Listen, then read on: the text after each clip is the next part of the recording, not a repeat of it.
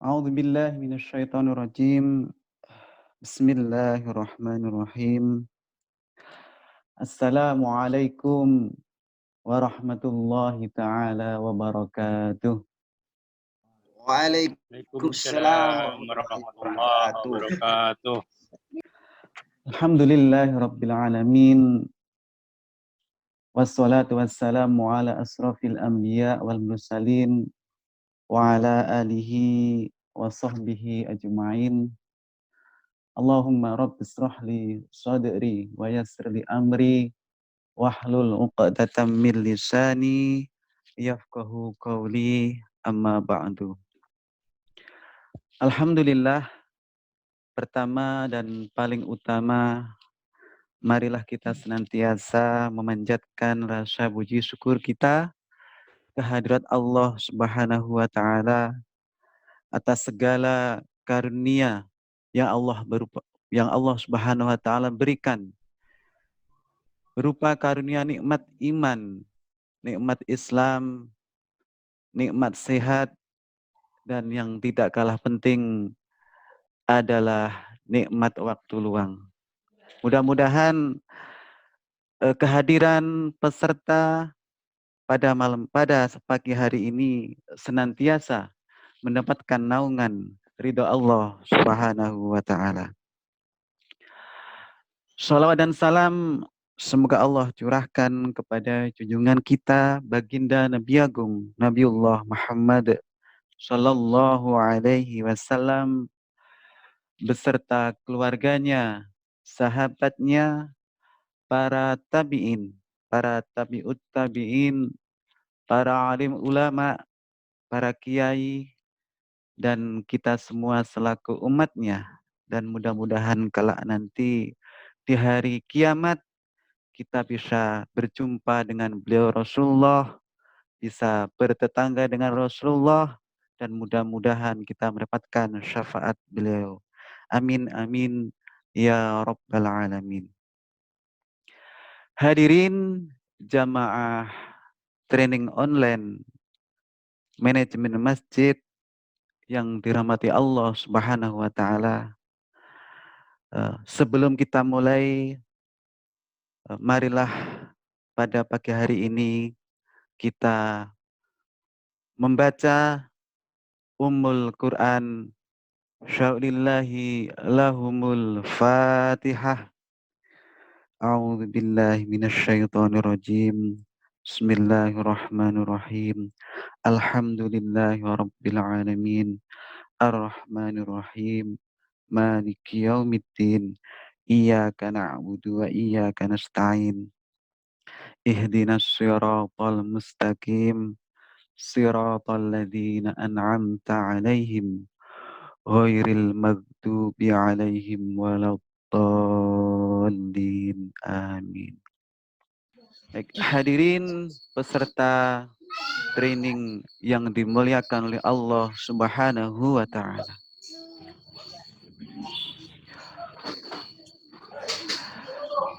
Ada beberapa fungsi masjid di zaman Rasulullah Shallallahu Alaihi Wasallam,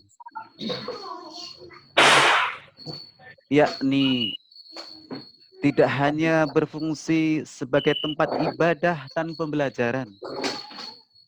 Selain itu, masjid juga berfungsi sebagai tempat musyawarah, merawat orang sakit, dan juga asrama.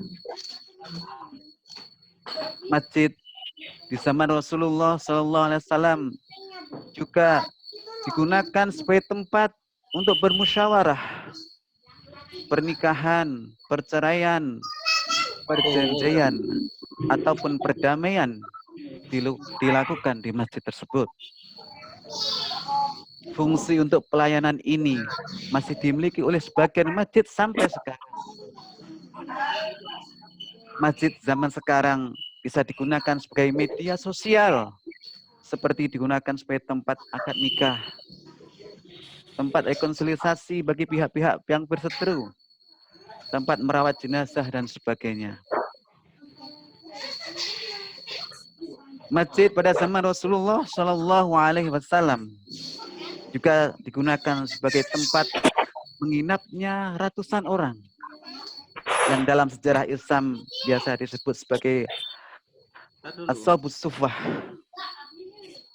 Pada zaman dulu, masjid juga digunakan sebagai tempat perawatan bagi orang-orang yang mengalami luka setelah melakukan peperangan atau berjihad.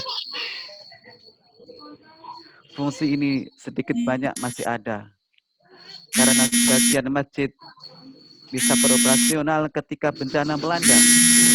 Sebagian orang menggunakan masjid untuk menampung orang yang terkena imbas bencana atau sebagai pusat penyaluran bantuan.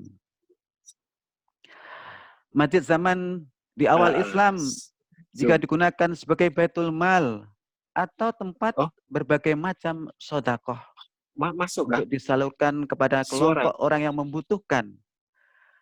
Hampir semua masjid pada zaman sekarang juga melakukannya, tetapi hanya pada momen tertentu saja, yaitu hanya pada pembagian zakat dan juga pembagian daging kurban.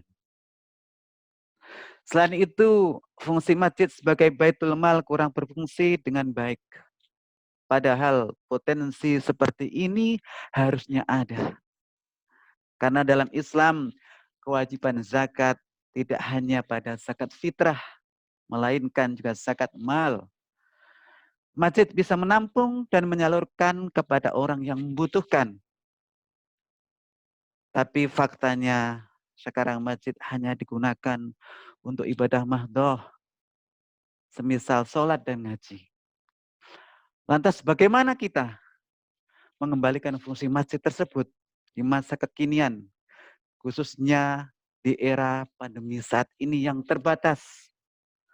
Untuk itu hadirin yang dirahmati oleh Allah Subhanahu wa taala, marilah kita menyimak apa yang kemudian disampaikan oleh beliau Ustadz Haris Islam ST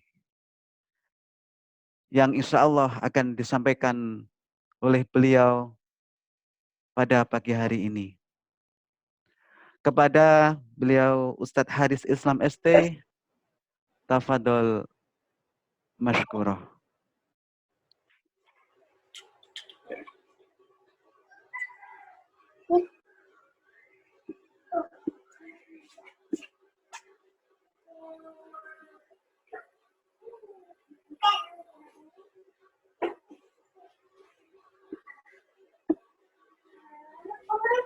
Ya. Assalamualaikum warahmatullahi wabarakatuh.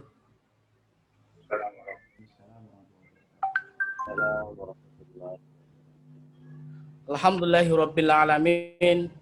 Wassalatu wassalamu ala asrafil anbiya'i wal mursalin sayyidina wa maulana Muhammadin wa ala alihi wa sahbihi ajmain. Amma ba'du.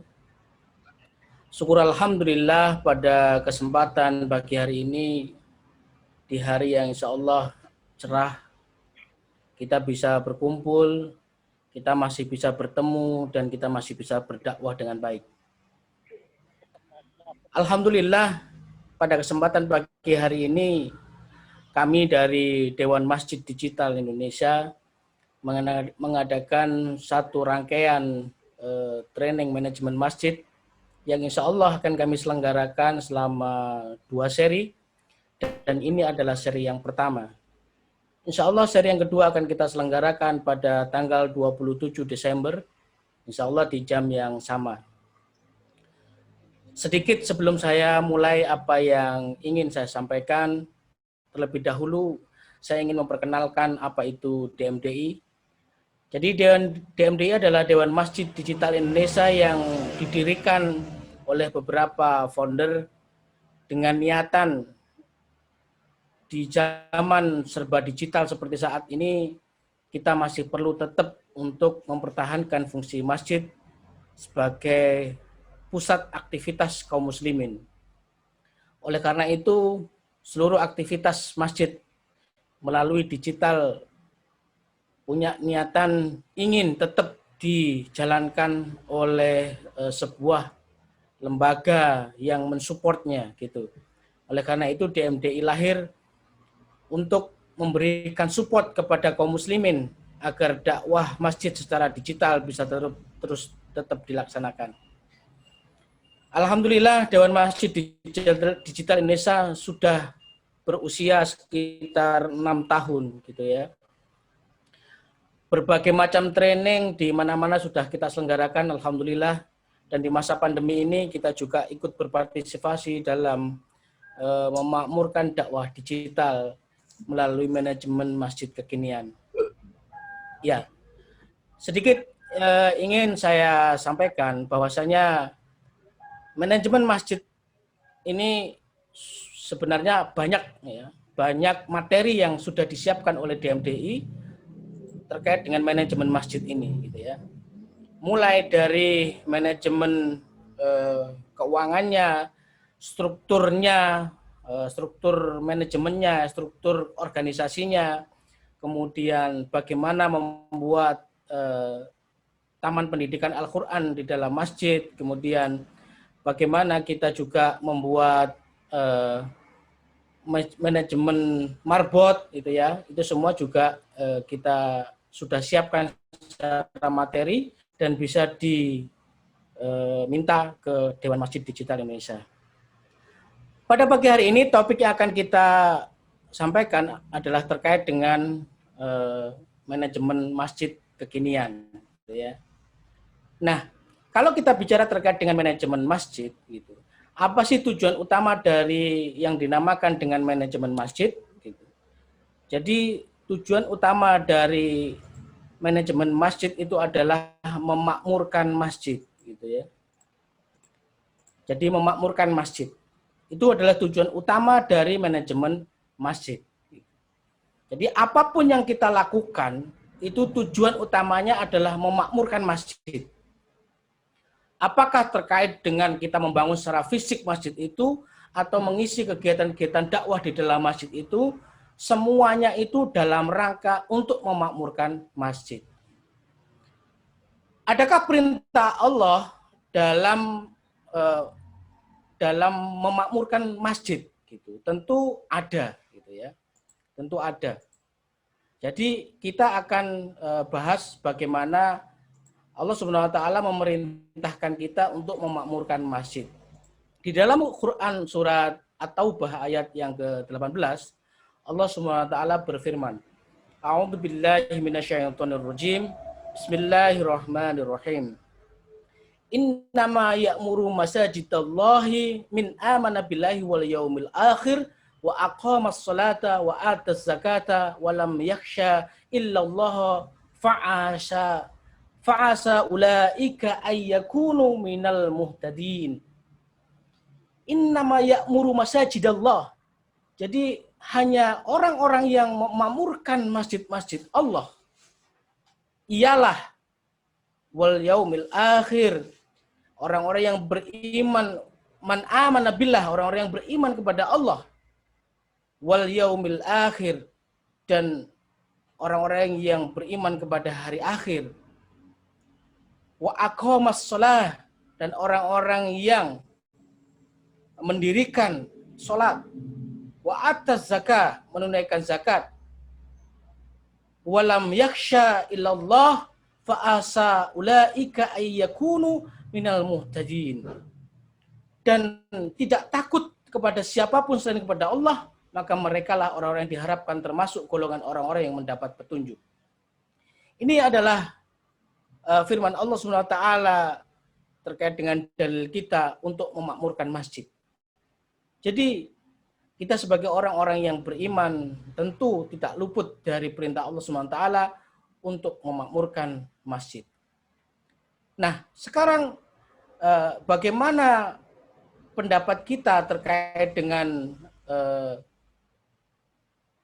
pendapat para ulama terkait dengan firman Allah Subhanahu wa taala ini? Tentu ada yang namanya Imam Qurtubi.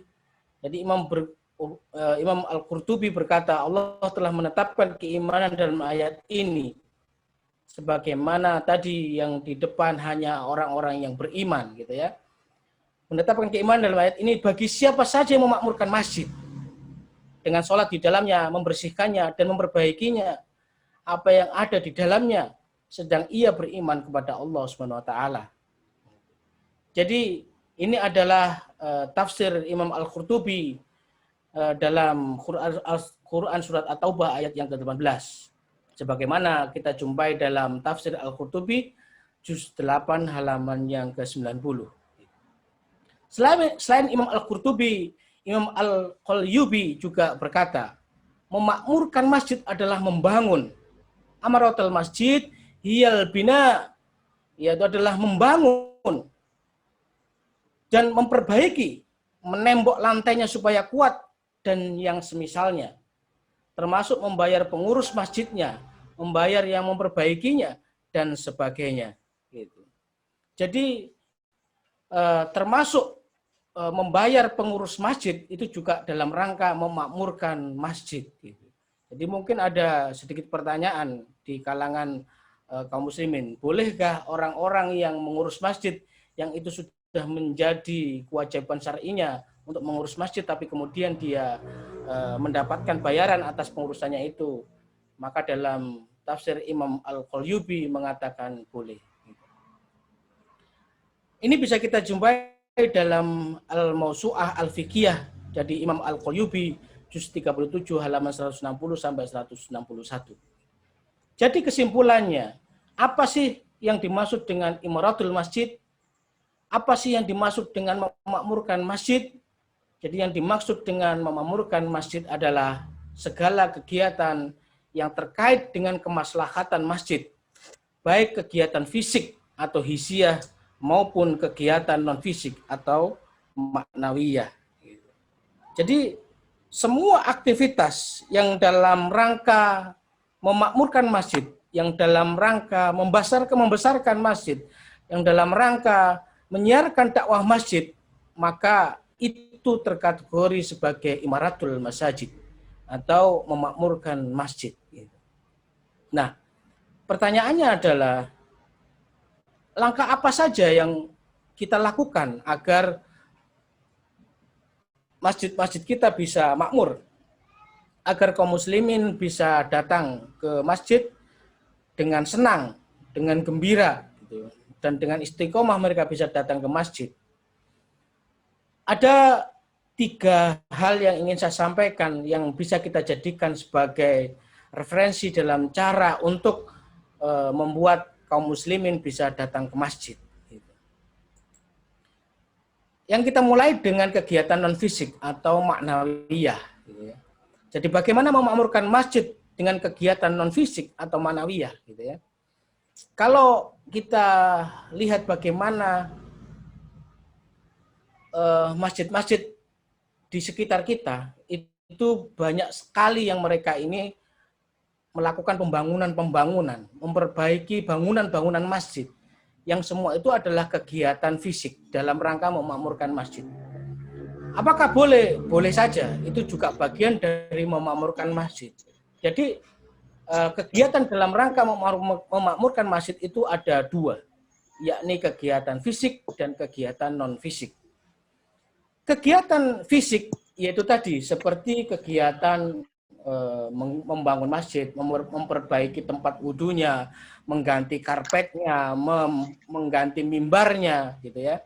Dan ya terkait dengan aktivitas-aktivitas fisik dari sebuah masjid itu dikatakan sebagai aktivitas hisiah atau kegiatan fisik dalam rangka memakmurkan masjid.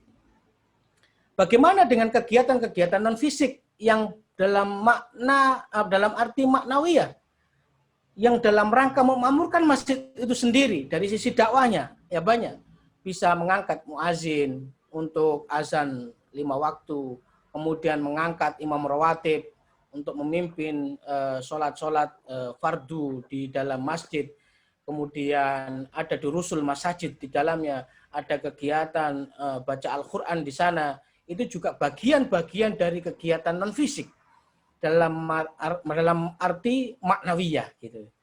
Jadi kegiatan dalam memakmurkan masjid itu bukan hanya berarti juga ada durusul masajid, tetapi ada juga bagian-bagian lain, yaitu dalam rangka pengelolaan masjid itu sendiri, gitu ya. mengangkat pengurus masjid, gitu, mengangkat imam rawatib, mengangkat petugas azan, itu juga semuanya dalam rangka kegiatan non fisik, yaitu maknawiyah, kan gitu. Nah, terkait dengan aktivitas-aktivitas itu, maka di zaman kekinian, di zaman yang serba modern, di zaman yang serba digital ini, masjid penuh dengan tantangan, gitu ya. Jadi bagaimana agar masjid ini tidak kalah dengan warung kopi, gitu ya. Jadi banyak sekali masjid-masjid ini yang kurang digandrungi oleh anak muda, gitu ya. Jadi mereka lebih suka datang ke warung kopi gitu daripada ke masjid gitu. Ya ada beberapa hal, ada beberapa tips yang ingin kami sampaikan terkait dengan bagaimana agar masjid kita bisa makmur gitu ya. Dalam kesempatan ini saya akan memberikan 3 tips, tiga cara ya bagaimana agar masjid kita bisa ramai gitu. Yang pertama ini saya dahulukan yaitu terkait dengan sentuhan emosional gitu. Ini penting sekali sentuhan emosional gitu ya. Jadi memang orang termotivasi untuk melakukan sebuah aktivitas itu didorong oleh 3 hal gitu ya. Ada tiga motivasi ketika orang-orang itu ingin mengejar sesuatu, ingin mendapatkan sesuatu gitu ya. Yang pertama adalah al-quwah al-madiyah gitu, yaitu dorongan materi. Orang ingin mengejar sesuatu, orang ingin datang ke tempat tertentu, orang ingin menghadiri acara-acara tertentu, orang ingin memutuskan suatu keputusan tertentu. Semuanya itu salah satu motivasinya adalah karena dorongan material, ya, dorongan material, al-quwah al-madiyah, gitu ya, al-quwah al-madiyah, yaitu dorongan materi, gitu. Nah, pertanyaannya, apakah tepat ketika masjid itu menjadi salah satu alasan bagi para jamaahnya untuk mendapatkan materi, untuk sebuah motivasi materi, begitu?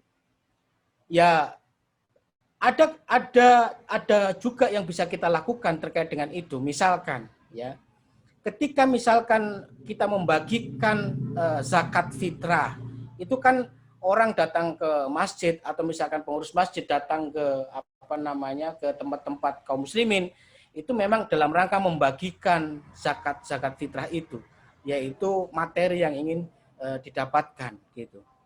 Nah, itu artinya boleh-boleh saja gitu. Nah, apakah hanya itu saja yang bisa kita lakukan untuk mendorong jamaah ini agar mereka berkenan dan mau masuk ke dalam masjid? Tentu jawabannya adalah tidak, ya. Ada dorongan yang kedua. Dorongan yang kedua itu adalah dorongan al-quwah al-khuluqiyah gitu ya. Jadi al-quwah al-khuluqiyah ini terkait dengan dorongan emosional gitu ya. Sentuhan emosional gitu. Ibaratnya itu begini. Ada orang yang dikejar itu bukan materi, tapi ada rasa kebanggaan di dalam dirinya, ada eksistensi yang ingin lakukan di dalam dirinya, gitu ya. Ini juga bagian dari motivasi seseorang untuk mencapai tujuannya. Ibaratnya itu begini, kalau misalkan ini kita terapkan dalam kehidupan pekerjaan, bagaimana orang itu bekerja, gitu ya.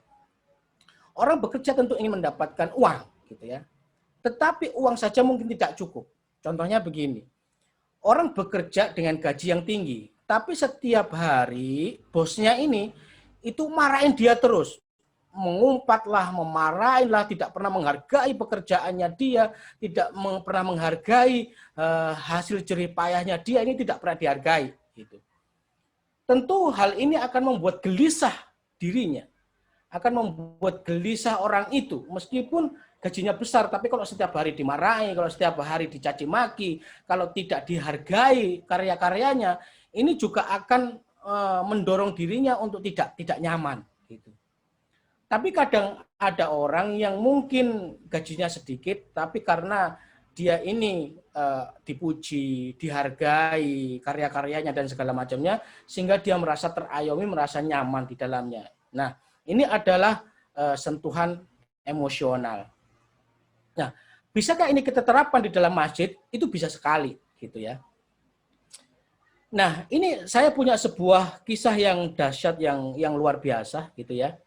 Jadi kisah bagaimana Sa'ban, gitu ya. Jadi kisah bagaimana Sa'ban, gitu. Sa'ban radhiyallahu an, gitu. Jadi Sa'ban ini adalah salah satu sahabat Rasulullah SAW yang rajin sekali ke masjid, gitu. Ya. Jadi beliau ini sangat rajin sekali ke masjid, gitu. Saking rajinnya Sa'ban ini ke masjid, gitu. Suatu ketika waktu sholat subuh, Sa'ban ini tidak hadir di dalam sholat subuh bersama Rasulullah SAW.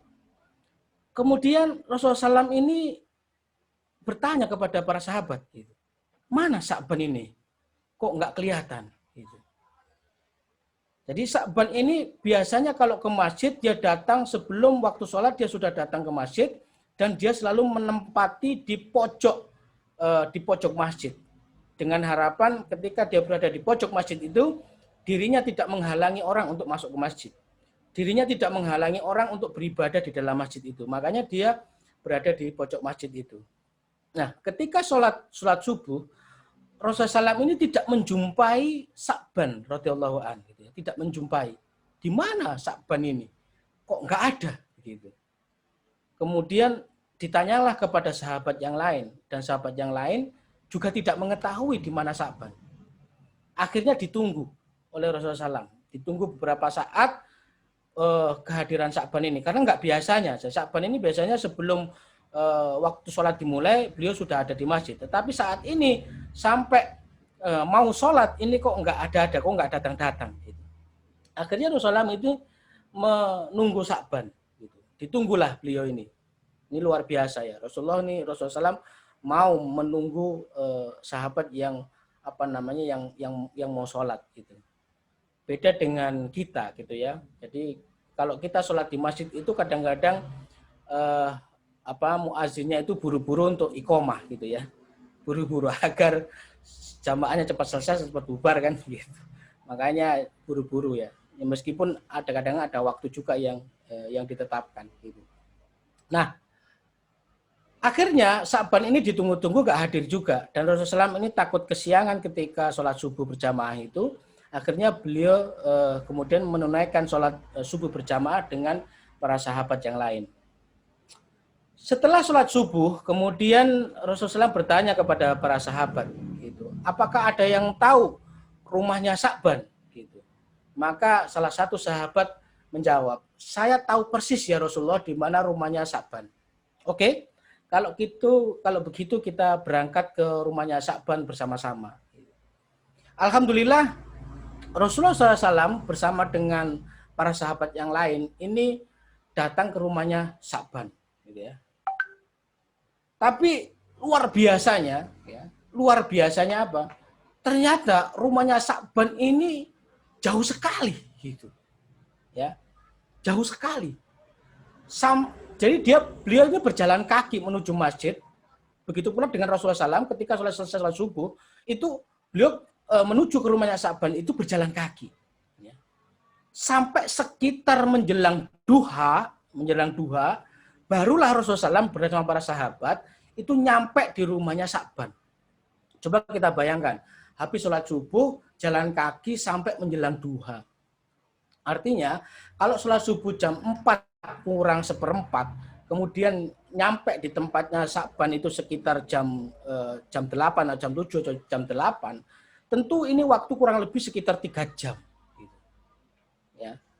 Jadi Rasulullah SAW bersama dengan para sahabat itu berusaha mendatangi Sa'ban karena tidak ditemukan di dalam sholat subuh berjamaah bersama mereka, berjalan kaki selama 3 jam menuju tempatnya Sa'ban ini. Sampailah kemudian Rasulullah SAW dengan para sahabat datang di rumahnya Sa'ban, ngetok pintunya, Assalamualaikum warahmatullahi wabarakatuh. kemudian dibukakan oleh istrinya Sa'ban, kemudian bertanya, apakah benar ini rumahnya Sa'ban? Benar, gitu. Apakah kita bisa bertemu dengan Sa'ban? Kemudian istrinya Sa'ban menjawab sambil menangis, gitu. Jadi Sa'ban telah meninggal dunia, gitu ya. Innalillahi wa inna ilaihi raji'un, gitu ya. Jadi Sa'ban ini tidak bisa datang ke masjid untuk sholat subuh berjamaah dengan Rasulullah SAW karena beliau sudah meninggal dunia. Luar biasa, gitu ya.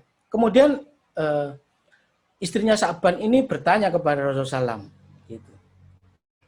Ya Rasulullah, sebelum Sa'ban ini meninggal, pada saat sakaratul maut, ada teriakan yang diucapkan oleh Sa'ban dan disertai dengan beberapa kata-kata yang saya tidak mengerti apa maksud dari kata-kata itu. Kemudian istri Sa'ban bercerita, ya. Yang pertama beliau bercerita, gitu. Aduh, kenapa tidak semuanya? Aduh, kenapa tidak lebih jauh? Begitu. Kemudian yang kedua, aduh, kenapa tidak yang baru? Dan yang teriakan yang ketiga, aduh, kenapa tidak semuanya? Jadi sebelum Sa'ban ini meninggal, beliau berteriak 3 kali, gitu ya. Teriakan yang pertama ini, aduh, kenapa kok tidak lebih jauh? Kenapa tidak lebih jauh? Yang kedua, aduh, kenapa tidak yang baru? Yang ketiga, aduh, kenapa tidak semuanya? Ini diceritakan oleh istri Sa'ban kepada Rasulullah SAW. Kemudian Rasulullah SAW menjawab, jadi sebenarnya sebelum Sa'ban ini meninggal, maka Allah SWT itu memutar, memutar riwayat hidupnya Sa'ban, gitu. Dan pada saat itu hanya Sa'ban saja yang tahu bahwa Allah memutarkan perjalanan hidup dari Sa'ban ini. Ya kalau sekarang mungkin diputarkan rekaman videonya, mungkin begitu ya. Diputarkan rekaman videonya, tapi di dalam rekaman perjalanan hidup Sa'ban itu Allah juga memberikan gambaran terkait dengan pahala yang Sa'ban dapatkan ketika dia dalam hidupnya melakukan banyak ibadah dan segala macamnya, ditunjukkan oleh Allah. Nah, terkait dengan kata yang pertama, yaitu aduh, kenapa tidak lebih jauh? Itu karena Allah menunjukkan kepada Sa'ban pahala Sa'ban ketika dia setiap hari sholat 5 waktu di masjid berjalan kaki. Berjalan kaki selama 3 jam. Jadi Sa'ban ini kan ke masjid, sholat 5 waktu di masjid berjamaah dengan Rasulullah SAW, dan ditunjukkan menjelang kematiannya, ditunjukkan pahalanya kepada Sa'ban. Begitu besar pahalanya sehingga sampai Sa'ban mengatakan, aduh, kenapa tidak lebih jauh? Artinya kenapa rumahnya tidak lebih jauh lagi sehingga pahalanya lebih besar lagi, gitu. Nah, inilah komentar Sa'ban ketika ditunjukkan pahala ketika beliau datang berjalan kaki ke masjid. Kemudian yang kedua, Allah tunjukkan perjalanan hidup Sa'ban yang kedua.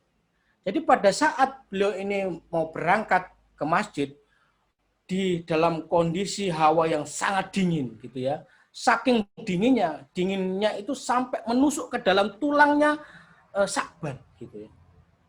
Karena suasana di luar ini sangat dingin dan rasa dingin itu sampai mau menusuk dadanya Sa'ban, maka Sa'ban ini kan nggak kuat ketika dia mau berjalan kaki menuju masjid dengan hawa yang sangat dingin itu. Akhirnya apa? Akhirnya Sa'ban kemudian memakai baju double. Ya. Pakai baju double. Baju yang pertama yang dia pakai adalah baju yang baru, yang bagus. Kemudian baju yang kedua untuk melapisi tubuhnya adalah baju yang agak kumal, yang agak kusam, gitu ya. Dirangkap di atas baju yang baru itu. Dengan dengan pemikiran bahwasanya baju yang double itu akan melindungi tubuhnya dari hawa dingin yang luar biasa. Dan yang kedua, ketika nanti datang ke masjid, maka dia bisa beribadah, bisa sholat dengan baik, menggunakan baju yang bagus, menggunakan baju yang baru. Itu harapan Sa'ban. Akhirnya Sa'ban kemudian keluar rumah, menuju ke masjid, berjalan kaki. Di tengah-tengah perjalanan, Sa'ban ini ada menjumpai satu orang yang dia ini kedinginan. Orang ini terkapar di pinggir jalan, ini sudah nggak kuat karena rasa dinginnya itu. Rasa dinginnya itu menusuk sampai menusuk tulang, begitu dinginnya nggak kuat, gitu ya. Itu luar biasa, gitu ya. Nah, akhirnya apa? Baju luar dari Sa'ban ini dibuka, kemudian dipakaikan kepada orang yang kedinginan di pinggir jalan tadi itu. Kemudian orang itu diajak Sa'ban bareng-bareng untuk menuju ke masjid. Dan mereka alhamdulillah sempat untuk sholat berjamaah bareng. Dan alhamdulillah orang tadi itu terselamatkan nyawanya dari hawa dingin yang sangat menusuk tadi itu. Nah, ini luar biasa. Ya, cerita yang kedua yang luar biasa. Sudahlah tempatnya jauh. Sa'ban ini meminta, kenapa nggak lebih jauh lagi? Ya. Sekarang dengan hawa dingin yang sangat, beliau masih masih teguh hatinya, masih kuat imannya, masih semangat luar biasa untuk apa? Tetap berjalan kaki, menembus hawa dingin yang sangat, meskipun itu dia harus double-double, gitu ya. Bajunya untuk melindungi tubuhnya dari hawa dingin. Tapi dia masih tetap semangat untuk datang ke masjid. Luar biasa, gitu ya. Saat ini mungkin tidak kita jumpai yang seperti itu di sekitar kita, gitu ya. Hujan sedikit aja mungkin sudah tidak bisa menghalangi kita untuk berangkat ke masjid. Bahkan Sa'ban ini begitu hawa dingin, musim dingin luar biasa sampai menusuk tulangnya Sa'ban saja, Sa'ban masih bersemangat untuk datang ke masjid. Nah, ini Allah tunjukkan. Allah tunjukkan jalannya Sa'ban ini, gitu ya.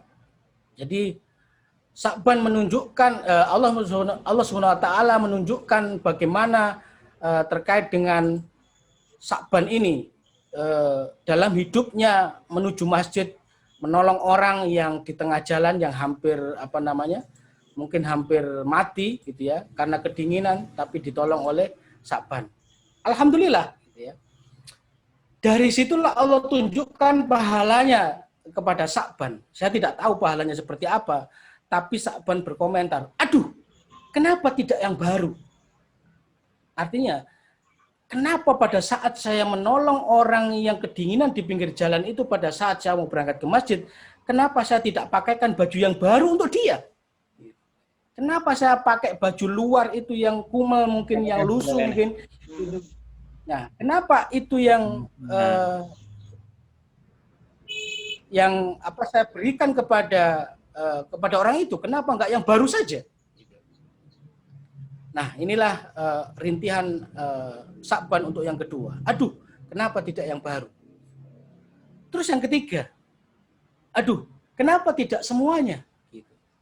Ini terkait dengan sebuah kisah perjalanan Sa'ban juga begitu. Ketika dia ada di masjid, kemudian ada datang orang yang menjumpai dia, kemudian dia sudah 3 hari tidak makan, gitu ya. Akhirnya Sa'ban ini pegang roti, gitu ya. Ini kalau roti orang Arab itu kan rotinya memang agak gede ya.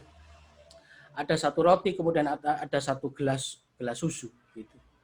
Tapi ada datang kemudian orang dalam kondisi perutnya kosong karena sudah 3 hari tidak makan, gitu ya.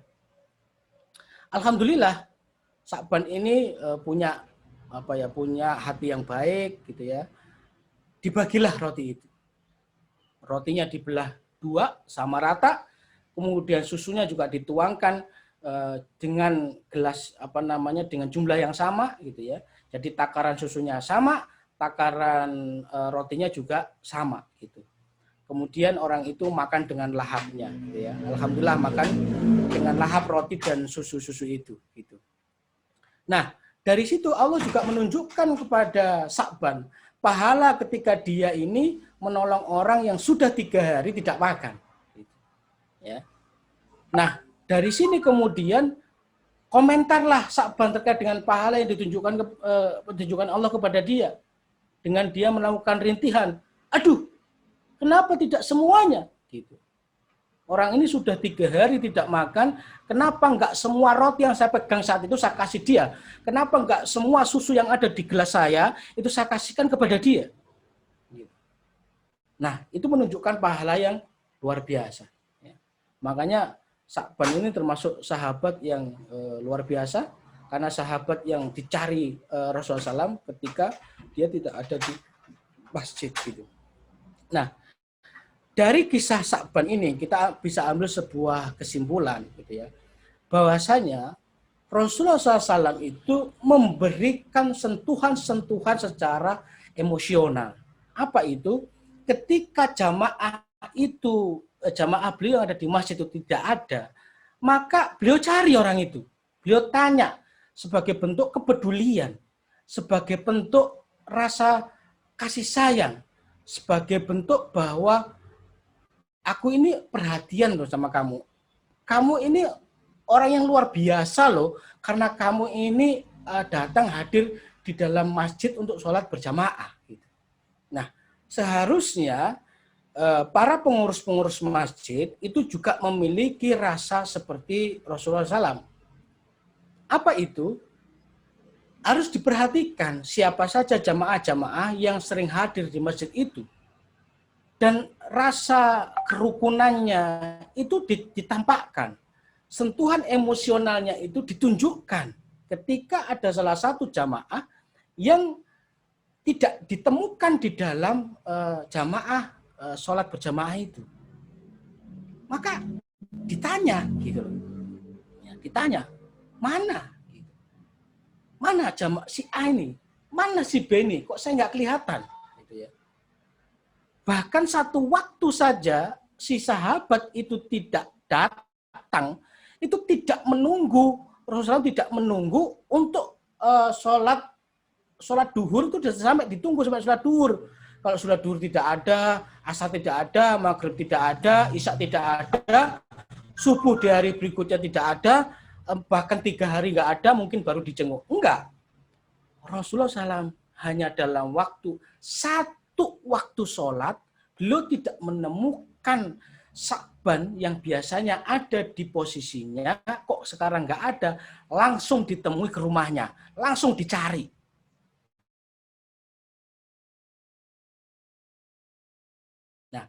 Coba bayangkan, kadang-kadang orang ke masjid itu mengalami rasa futur, rasa motivasinya menurun. Mungkin karena banyak aktivitas di luar, kecapean, mungkin sakit, ya, atau mungkin karena kesibukan dia di luar sehingga dia tidak bisa datang ke masjid. Coba bayangkan, kalau Anda misal pada saat kondisi futur, kemudian datanglah pengurus masjid itu ke rumah Anda. Ya, datang ke rumah antum, kemudian bertanya sama antum. Misalkan Haris, tanya, benarkah ini rumahnya Ustadz Haris? Gitu. Benar. Gitu ya. Mungkin istri saya menjawab. Gitu. Kok saya tidak melihat Ustadz Haris ada di masjid ya? Kemanakah beliau? Ya Alhamdulillah istri saya nggak menjawab Ustadz Haris sudah meninggal, nggak begitu gitu ya. Jadi mungkin beliau menjawab gitu, oh Ustadz Haris sedang ada kesibukan di luar gitu ya. Nah ditanyain, kemudian ketika orang itu datang kemudian menanyakan kondisi saya seperti itu dan kemudian itu disampaikan kepada saya, ini dada ini kan seperti terkoyak, gitu. Hati ini seperti tersentuh, tercabik-cabik gitu ya. Kenapa? Sampai segitunya itu ya, itu jamaah pengurus masjid itu sampai nyariin saya.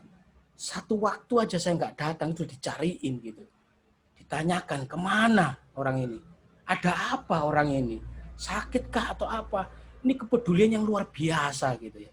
Dan mungkin ini yang tidak kita. Oleh karena itu saya berharap ya bahwasanya pada jamaah yang dirahmati Allah SWT, ketika Anda ingin memakmurkan masjid, ketika Anda ingin mengelola masjid dengan baik, ya, satu hal yang harus Anda pahami bahwa jamaah masjid adalah salah satu aset terbesar dari masjid itu. Jadi jamaah masjid itu aset. Kenapa? Karena dialah yang akan memakmurkan masjid. Dialah yang akan membesarkan masjid itu. Dialah yang akan menarik jamaah-jamaah yang lain untuk tetap istiqomah, tetap konsisten untuk memakmurkan masjid. Maka rawatlah jamaah itu. Ya, rawatlah jamaah itu, manage dia dengan baik agar apa? Agar mereka tetap istiqomah. Istiqomah datang ke masjid, istiqomah untuk tetap beribadah di masjid, istiqomah untuk bersama-sama dengan kita memakmurkan masjid. Ini aset yang luar biasa. Dan itu juga dicontohkan Rasulullah terkait dengan kisah Sa'ban tadi itu. Nah, ini begitu pentingnya, ya, begitu pentingnya untuk menjalin ukhuwah Islamiyah, begitu pentingnya untuk menjaga kekompakan sesama jamaah masjid. Bagaimana kekuatan untuk tetap terus, ya, bareng-bareng, softnya tetap rapat di dalam masjid. Jangan sampai jamaah ini berkurang satu persatu, lepas akhirnya pada ujungnya masjid ini tidak memiliki jamaah. Nah, ini jangan sampai seperti itu. Oleh karena itu, satu jamaah yang hilang harus dicari. Gitu. Kalau bisa ditambah, ya, kalau bisa ditambah, satu dipertahankan sekuat tenaga agar tidak lepas. Nah, kalau bisa malah ditambah. Maka perlu ada sentuhan-sentuhan emosional, ya didatengin. Alhamdulillah kalau kita dengar di beberapa masjid, ya, misal di Masjid Jogokarian, kita juga sudah sering mendengar bahwa pengurus-pengurus masjidnya itu sering keliling, ya, sering keliling tuh, datang tuh ke jamaah masjidnya. Kalau ada jamaah masjid yang sakit, didatangi, dikasih uang santunan, apakah itu untuk berobat, untuk apa. Meskipun mungkin orang itu sudah punya BPJS lah, sudah punya asuransi kesehatan atau apalah kan gitu ya. Nah, itu mereka tidak peduli dengan itu, tapi sebagai bentuk kepedulian pengurus masjid terhadap jamaahnya, didatengin, diajak ngobrol, didoakan, itu yang lebih utama. Kemudian mungkin diberikan bantuan agar dia bisa berobat dengan baik. Dengan tujuan apa? Dengan tujuan ketika dia sembuh, biar dia segera kembali ke masjid. Itulah bagaimana Rasulullah mencontohkan kepada kita terkait dengan sentuhan emosional. Nah, ini tips yang pertama, yaitu terkait dengan sentuhan emosional, kisah Sa'ban. Tips saya yang kedua, bagaimana memakmurkan masjid adalah memanfaatkan teknologi. Ya. Karena sekarang adalah zaman teknologi, maka kita harus mampu memanfaatkan teknologi ini untuk kepentingan dakwah kita, terutama dakwah masjid. Bagaimana caranya? Untuk mempertahankan hubungan emosional, untuk mempertahankan sentuhan-sentuhan emosional, sentuhan-sentuhan batin, ya, sentuhan-sentuhan batin kepada para jamaah masjid, tentu kita bisa menggunakan teknologi. Contohnya apa? Contohnya adalah dengan membuat grup WhatsApp, misalkan begitu. Jadi bisa misalkan grup WhatsApp jamaah Masjid Al-Ikhlas, misalkan begitu. Jadi isinya siapa? Isinya adalah orang-orang yang aktif di masjid, orang-orang yang sering sholat di situ. Ya, itu dimasukkan di dalam grup. Bisa juga diisi oleh orang-orang di sekitar lingkungan situ yang kadang-kadang sholat, kadang-kadang tidak, segala macam. Itu juga bisa dimasukkan ke dalam grup itu. Nah, di dalam grup itu tentu kita memiliki cara bagaimana agar kita tetap memiliki kontak batin dengan mereka. Apa kontak batin yang bisa kita laksanakan dengan mereka? Ya, kita selalu bisa bertanya kepada mereka. Kita tanya di dalam grup itu, bagaimana kabarnya si A gitu. Ah, sudah lama nih nggak ketemu dengan si A gitu ya. Sudah lama ini kok nggak ketemu di masjid, misalkan begitu. Terus kita tanya bagaimana kabarnya, kangen nih lama kita nggak ngobrol seperti di masjid kemarin. Biasanya kita datang ke masjid untuk ngobrol-ngobrol. Kalau ada 1, 2, 3, 4 orang jamaah masjid yang menanyakan dirinya dia ketika dia tidak hadir di masjid, tentu orang ini hatinya akan tersentuh gitu. Hatinya akan tersentuh. Oh, mereka. Begitu pedulinya mereka kepada saya Oh, sehingga lebarnya sampai bisa. saya Iya, ini Bang, mau. ditanyakan ya, ditanyakan di Iya. datang ke masjid ditanya. Iya. Dia ada yang di ini buka Ini sini. luar biasa gitu ya. Makanya kita bisa memanfaatkan teknologi. Salah satunya tadi ya dengan grup-grup WhatsApp itu bisa kita lakukan. Apakah hanya grup WhatsApp saja? Tentu tidak. Ada banyak sekali teknologi-teknologi yang bisa kita pakai. Sebagai contoh adalah Durusul Masajid. Ya. Durusul Masajid ini bisa kita sebarkan luas, ya. Bisa kita sebarkan luas melalui media-media sosial, apakah itu lewat Facebook live streaming, apakah itu lewat Instagram live streaming, apakah itu lewat YouTube live streaming, gitu ya. Itu bisa kita lakukan, gitu ya. Nah, apa tujuannya? Tujuannya agar dakwah di masjid-masjid itu bisa, mereka masih tetap bisa mengikuti. Ya. Mereka masih bisa mengikuti.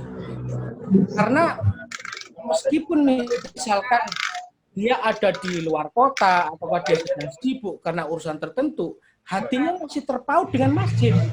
Kenapa? Dari Durusul Masjid itu dia bisa pantau. Nah, ini harus bisa kita lakukan. Jadi alangkah indahnya ketika media-media sosial itu dipenuhi dengan durusul-durusul masjid, dengan kegiatan-kegiatan di dalam masjid, bukan kegiatan-kegiatan yang mengumpat, kegiatan-kegiatan kenakalan remaja, kegiatan-kegiatan yang kurang jelas gitu ya. Nah, ini kan bisa kita penuhi gitu dengan apa? Dengan kegiatan-kegiatan yang ada di dalam masjid yang kita siarkan, apakah melalui Facebook, melalui Instagram, apakah melalui YouTube, apakah melalui WA, ataukah melalui yang lain. Kita memanfaatkan teknologi. Gitu. Jadi bagaimana kita membuat agar jamaah itu hatinya selalu terpaut dengan masjid, ya, itu. Jadi kita siarkan dakwah di masjid itu dengan teknologi. Nah, itu bisa kita lakukan, ya. Nah, makanya kita buat. Oleh karena itu bagi saya gitu ya, di Indonesia sangat merekomendasikan ketika masjid-masjid di sekitar kita itu memasang wifi, ya. Jadi di masjid-masjid itu dipasang wifi. Tujuannya apa? Tujuannya tadi ketika ada durusul masjid, ketika ada kegiatan-kegiatan kemasjidan itu bisa kita siarkan, gitu ya. Bisa kita siarkan dengan mudah gitu ya. Kenapa? Karena ada akses wifi itu. Ya.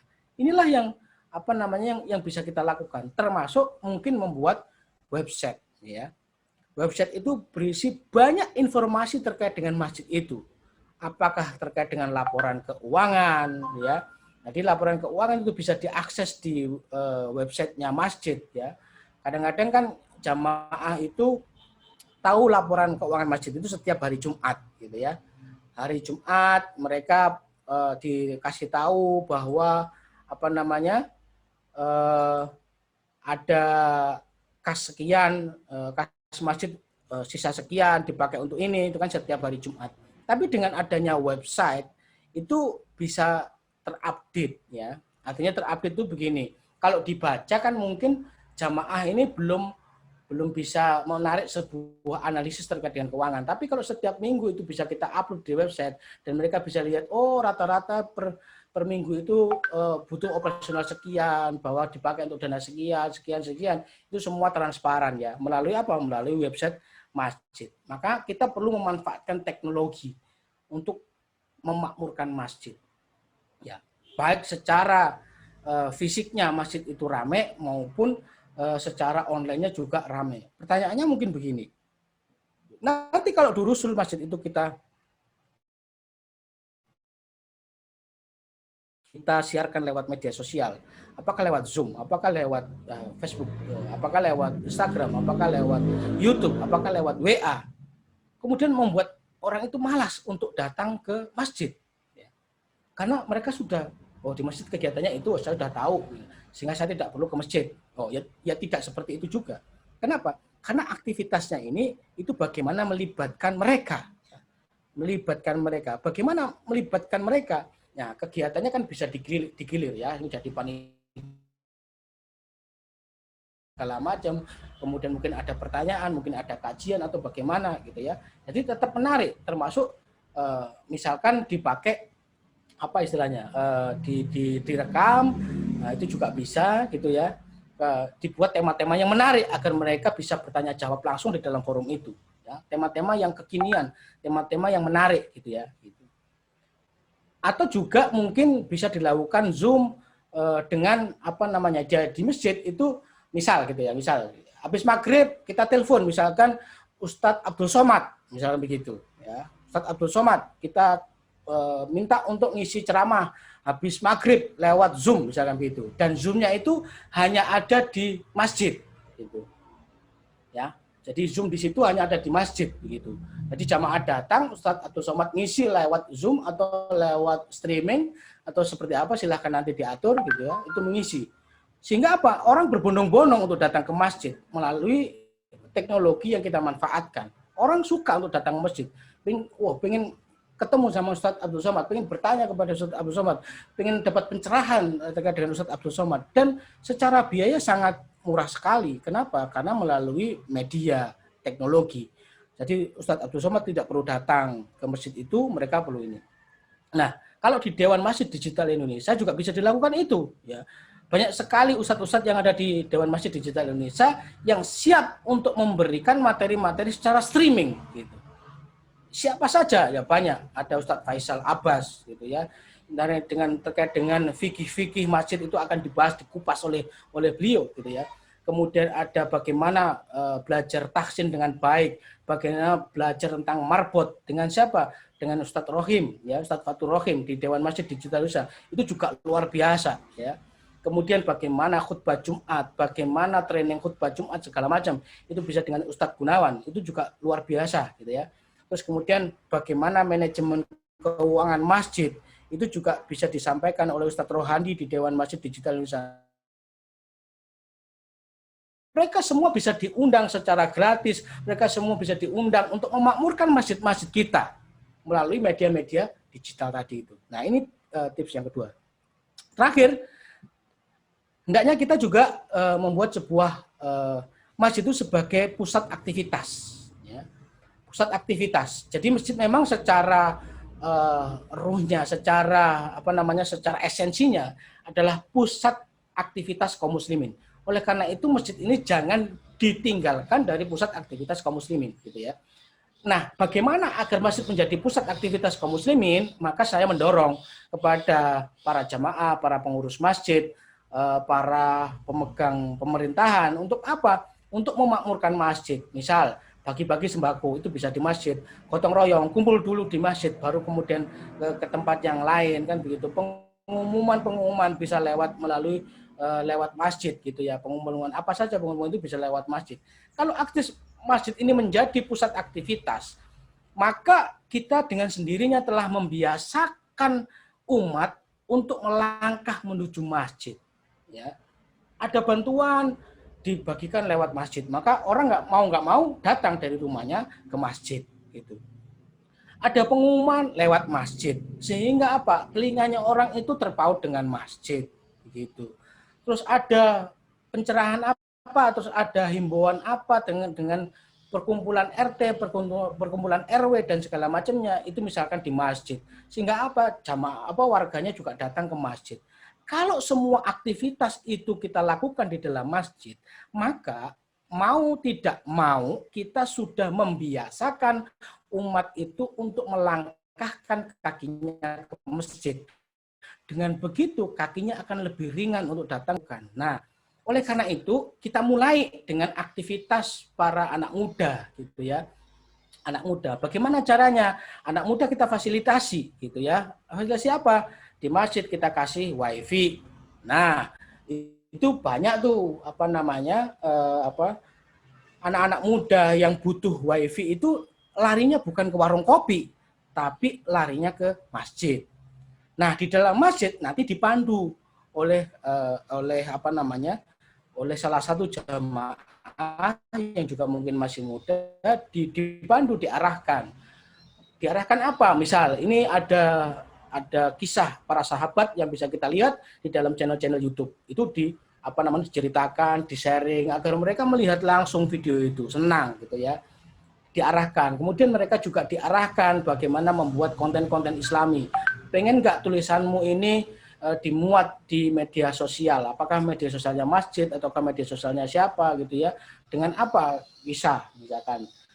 Jadi mereka gambar-gambar foto-fotonya penemu-penemu Islam itu kemudian apa yang ditemukan segala macam ini diupload ya, diupload lagi, ditulis ulang. Ini mereka dibiasakan dengan begitu. Sehingga apa? Aktivitas mereka aktivitas yang terarah ya, terarah. Jadi nggak hanya ke warung kopi untuk ya, apalah kan gitu, tapi datang ke masjid untuk sesuatu yang positif. Termasuk menurut saya perlombaan untuk anak-anak muda itu harus terus-terus digalakkan. Jangan dihentikan. Ada lomba azan, ya lomba azan itu bisa kita lakukan per misalkan setahun sekali, 6 bulan sekali, ya. Nanti setelah lomba azan selesai, kita melakukan lomba lagi, lomba pidato atau lomba ceramah, gitu ya.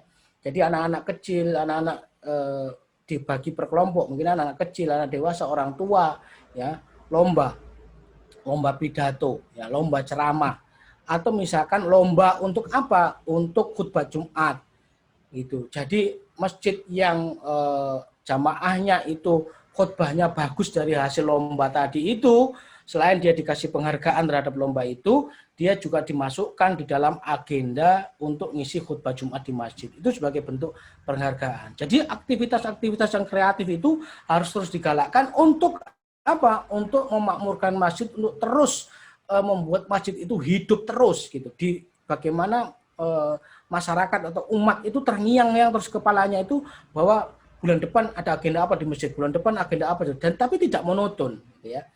Tidak monoton. Jadi banyak hal-hal kreativitas yang bisa kita lakukan dan itu bisa kita rancang agendanya selama 1 tahun. Dan insya Allah kami dari DMDI siap untuk membantu para pengurus masjid untuk merancang agenda kegiatan masjid selama 1 tahun, gitu ya.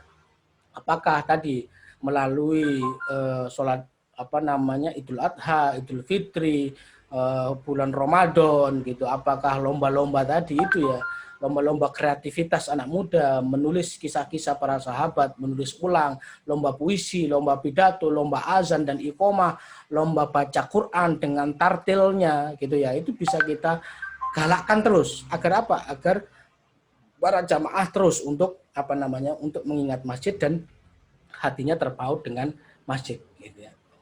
Ya, itu 3 tips yang bisa saya sampaikan dalam kesempatan saat ini gitu ya. Insya Allah untuk beberapa tips ke depan, beberapa manajemen masjid kekinian ke depan akan kita sampaikan ke dalam agenda tanggal 27 Desember ya. Untuk nomor kontak person DMDI berapa pertanyaannya? Kemarin kan ada brosur terkait dengan kegiatan kita. Lah di dalam brosur di bagian bawah itu ada nomor kontaknya. Nah, itu bisa di sana. Bisa juga menghubungi Instagramnya DMDI, bisa berkunjung juga ke websitenya DMDI. Jadi websitenya DMDI adalah seruanmasjid.com. Ya, itu adalah website resminya dari DMDI. Ya, bisa juga berkirim pesan ke sana, melihat kontak personnya juga ada di sana. Gitu. Atau mungkin bapak-bapak yang melihat brosur training hari ini, itu juga di bagian pojok kiri bawah itu ada nomor kontak yang bisa dicatat ya. Mungkin itu dari saya. Terima kasih. Saya kembalikan kepada moderator.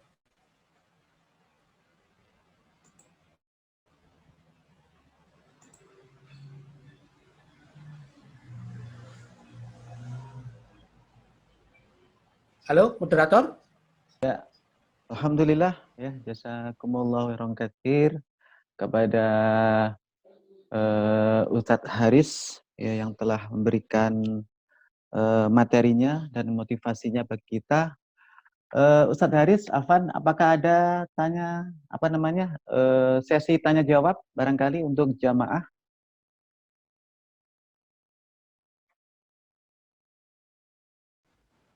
Ya, ada.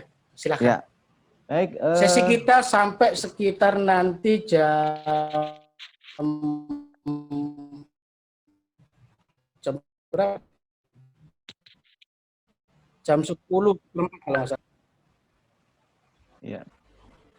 Berarti mungkin ada waktu sekitar setengah jam ya. Ya, Zat. Setengah jaman ya. Ya.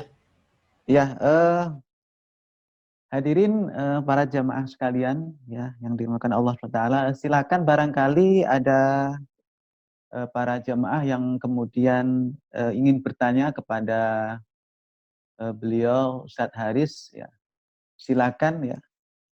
Di jamaah yang hadir pada pagi hari ini ada Ustadz Abdul Rahim ya, kemudian juga Ustadz Mursalim Maros ya, kemudian juga ada Bapak Abu Aska, kemudian Ustadz Edi Susaka ya, kemudian ada Bengkulu ya, dari Bengkulu nih, kemudian Bapak Pangkep, kemudian ada Bapak Samad Wahyudi ya, ada Pak Vicky Makassar, kemudian Bapak Dadang Darmawan, Bapak Rusli, ya, Bapak Suwali, kemudian Bapak Rohmat, kemudian ada Bapak Ashar, kemudian ada Bapak Yudi, ya, ada Bapak Catur juga, kemudian Kang Odis, ya, kemudian Muhammad Suryo,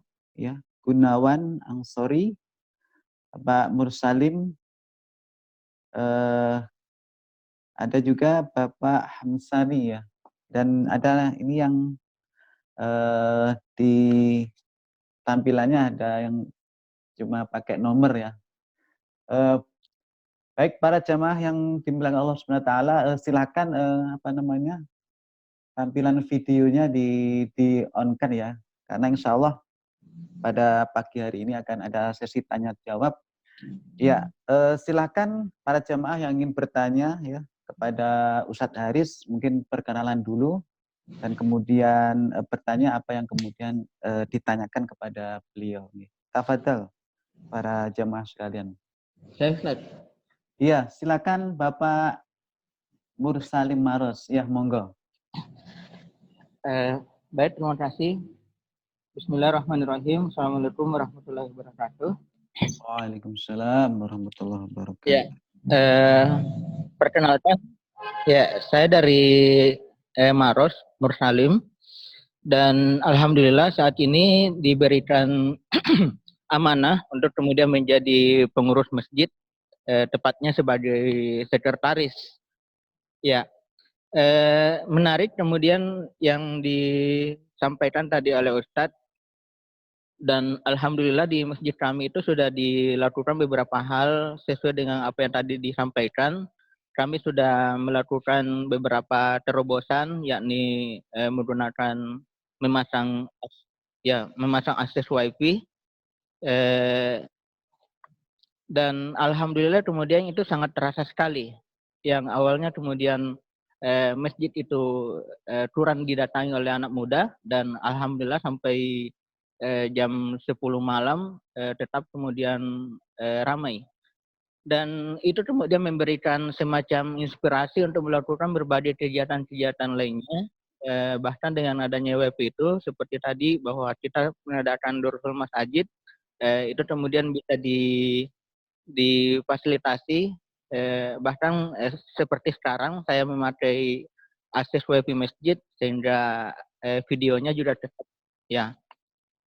tetap kemudian bisa dipakai ya, dan itu sangat membantu sekali, apalagi dalam masa pandemi sekarang.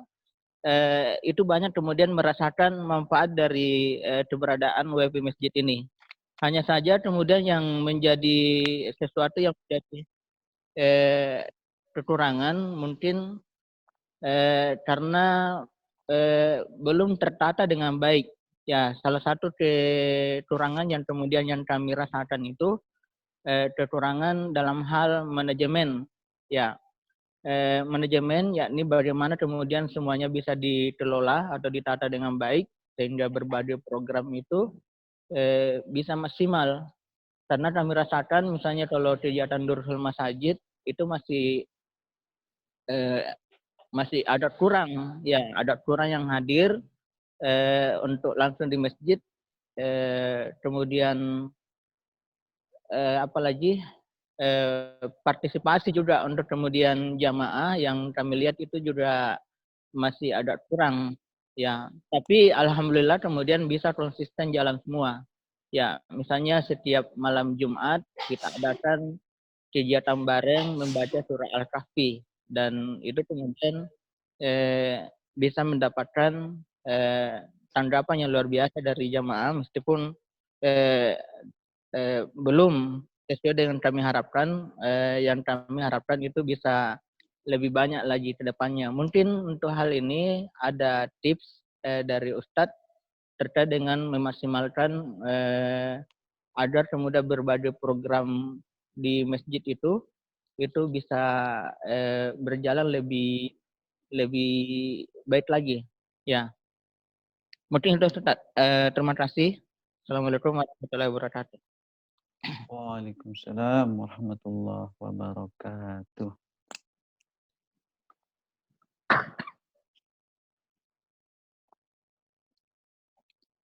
Oke, Ustadz Aris, apakah langsung dijawab? Ya, nggak apa-apa. Sambil mungkin nunggu yang lain, ada pertanyaan yang lain, saya berusaha untuk menjawab. Oke.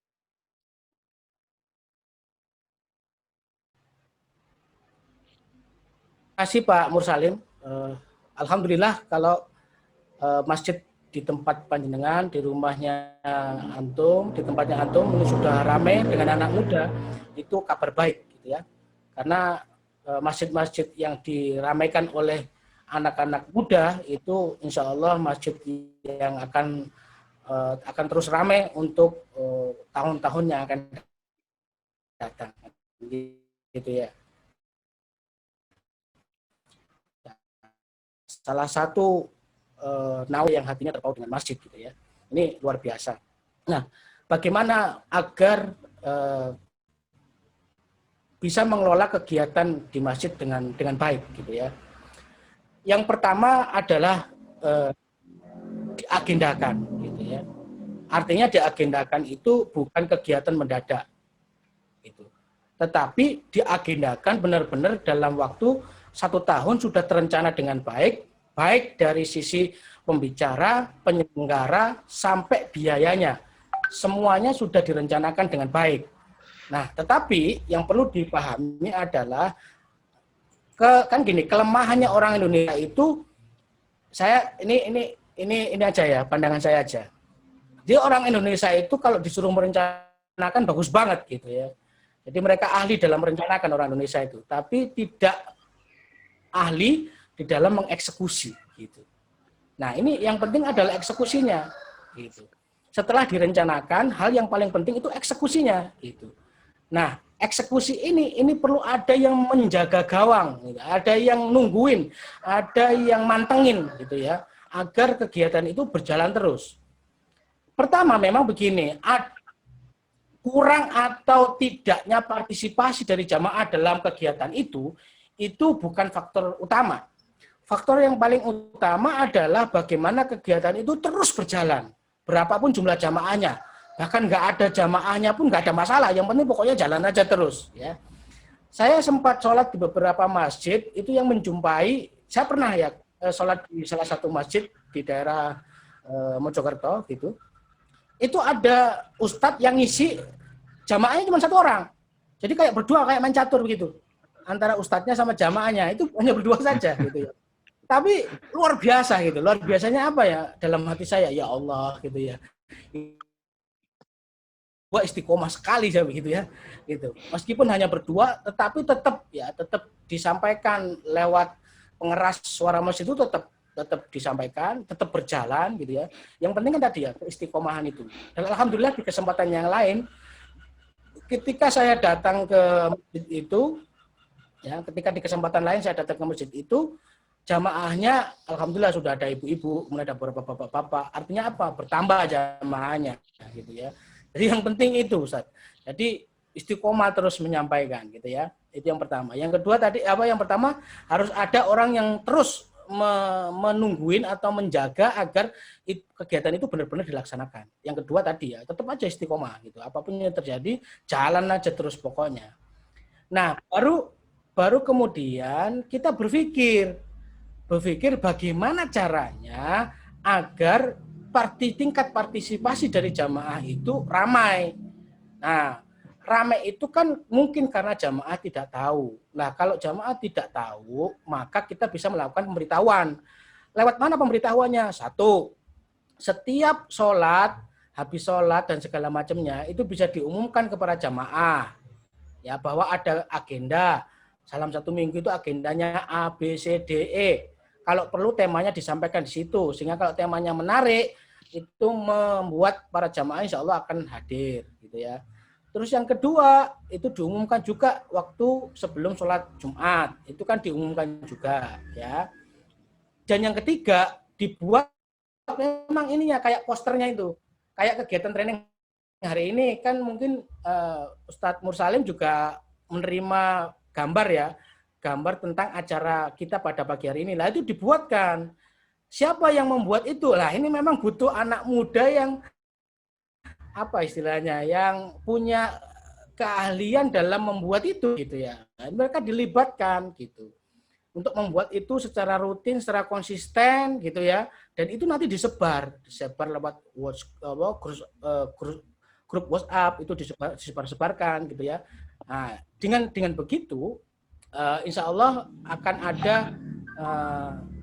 tingkat partisipasinya itu akan bertambah lah gitu ya. Itu dengan beberapa metode tadi gitu ya. Ya termasuk mungkin gitu ya. Mungkin ada apa ya istilahnya? Ada penarik lain gitu. Ya, penarik lain apa contohnya? Contoh ini kalau di Jawa itu kan kegiatan Maulid itu luar biasa. Salah satu hal yang sangat menarik orang itu hadir di acara Maulid itu nasi kebulinya itu, Ustaz. Itu. Jadi karena ada nasi kebulinya itu gitu ya. Jadi orang itu akhirnya berbondong-bondong datang ke acara Maulid. Wah, Ustaz, ini kalau setiap minggu nasi kebuli bisa tekor ini masjidnya kan gitu ya. Ya, mungkin bukan nasi kebuli gitu ya. Ya apa ya, silakan semampu masjidnya, tapi ada hal-hal lain ya. Ya roti kah, kopi kah, susu kah, cemilan apakah kan gitu. Kadang-kadang kalau perlu nasi kebuli gitu. Enggak apa-apa gitu. Seneng aja. Bahkan kalau bisa ya itu di daerah mana ya saya lupa itu ada masjid yang setiap sholat subuh itu ada kegiatan sarapan bareng ya, sarapan bareng. Jadi mungkin setiap hari Sabtu pagi atau hari Minggu pagi gitu ya, jadi sholat subuh sambil sarapan bareng. Tapi sholat subuh nanti diisi ceramah, habis ceramah sarapan bareng gitu. Itu ada nasi uduknya atau apa, nah, sambil di situ ya. Itu hal yang menarik gitu. Kalau di tempat saya yang dekat desa saya sini itu setiap Jumat. Jadi habis Jumatan orang salah satu kiai di masjid itu nyembelih kambing gitu. Nyembelih kambing, makan gulai sama nasi jagung gitu. Wah, itu ramai sekali itu jamaahnya. Jadi ada yang pengen sholat Jumat di sana, ada yang pengen makan nasi gulai kambing, nasi jagung gitu ya. Tapi nggak apa-apa, itu bagian dari memakmurkan masjid gitu. Ya, itu yang bisa saya berikan. Terima kasih. Assalamualaikum. Baik. Waalaikumsalam. Waalaikumsalam warahmatullahi wabarakatuh. Assalamualaikum. Saya Agus Waalaikumsalam. Purwanto dari Masjid Al-Mu'minun, Balikpapan. Nggih, Ustaz, monggo. Pak Agus Purwanto Agus nggih. Purwanto. Nggih. Nggih, dari Masjid Monggo. Al-Mu'minun. Nggih, Masjid Terima kasih. Al-Mu'minun. Balikpapan nggih. Nggih. Itu Al-Mu'minun di mana Pak alamatnya niku? Kampung Timur, Strat 1. Oh, Kampung Timur ya. Oh, nggih. Strat 1, Oke. Balikpapan. Ya, silakan Pak. Bismillah. Assalamualaikum Ustaz Haris. Waalaikumsalam. Terima kasih pada Waalaikumsalam warahmatullahi wabarakatuh, Ustaz. pagi ini. Saya sangat senang sekali dengan uraian pagi ini. Ada 3 hal yang telah disampaikan tadi masalah manajemen masjid. Saya bersyukur adanya ini. Namun ada beberapa hal Ustadz yang Ustadz sampaikan tuh ada kalau toh acara yang pertama kita itu kayaknya kita kurang memang. Dulu pertama kali awal kiai kita, imam masjid kita itu begitu tidak ada jamaah yang tadinya sering di masjid, dia selalu keliling kadang-kadang, Ustaz. Itu sudah betul itu. Saya terus langsung, oh benar. Nah, setelah beliau meninggal, Bapak, ada ketua baru. Nah, ketua baru demikian juga, namun juga ada beberapa hal yang ketua baru ini kadang-kadang tidak melalui musyawarah, tapi dia melakukan ide-idenya jalan sendiri. Namun itu tidak ada. Nah, perbedaan-perbedaan itu kadang-kadang membuat di masjid kami itu, ya saya kadang-kadang menahan diri gitu kan. Dari masjid ini, perjuangan masjid tadi awalnya cuma sedikit, jamaahnya hanya satu baris, bahkan satu baris tidak penuh, itu sudah mulai penuh. Menginjak lagi dua baris, 3 baris. Saya sangat bangga sekali, apalagi kalau maghrib itu full. Nah, kalau subuh itu bisa jadi jamaah itu tadinya cuma 1 staf, ini bisa sampai 3 sekarang. Bayangin, alhamdulillah sekali. Nah, hal-hal kayak gini ternyata kejadian apa yang Ustaz sampaikan itu terjadi di dalam kepengurusan itu sendiri, Ustaz. Nah, di dalam kepengurusan ini kadang-kadang gimana ya, saya ada perbedaan pendapat. Nah, inilah yang membuat saya juga bingung. Dan jadi saya selaku di sini selaku sekretaris, wakil sekretaris, Ustaz. Wakil sekretaris Masjid Al-Muminun. Nah, di sini yang membuat kami ini rada jangan sampai terjadi perpecahan. Namun ya namanya juga orang tua, mereka tetap ada rasa seperti itu. Nah, ini bagaimana Ustadz untuk supaya saya kepingin itu tetap kompak. Kompak selalu bahwa di masjid ini tetap ramai gitu, dan jamaah malah bertambah dan sebagainya. Kalau apa yang Ustadz sampaikan 3 hal itu, insya Allah yang kedua yang belum mungkin wifi belum kita pasang. Terus keramaian tuh untuk anak-anak muda itu memang banyak yang pakai wifi yang Ustadz sampaikan main HP, tetapi dia ke tetangga ya ada di situ ada bakso, jualan bakso dan warung itu membuka wifi-nya. Jadi juga dia sering kumpul di situ, tapi pada waktu azan dia masih kumpul di situ. Tapi kalau sudah komat pada lari ke masjid lah. Ini saya sudah masuk di kepala saya sudah terima kasih Ustaz. Pencerahan pada pagi ini saya ingat sebagainya. Pertanyaan saya tadi itu Ustaz, ini dalam kepengurusan sendiri ini Ustaz. Saya ada perbedaan pendapat yang saya kadang-kadang bingung. Apalagi itu menyangkut ketua, wakil ketua itu dan pokoknya pengurus atas lah tingkat tinggi. Jadi saya masih bingung ini menyatukan karena saya lebih muda daripada mereka lah untuk menyatukan. Itu saya kira pertanyaan itu Ustaz. Terima kasih. Assalamualaikum warahmatullahi wabarakatuh.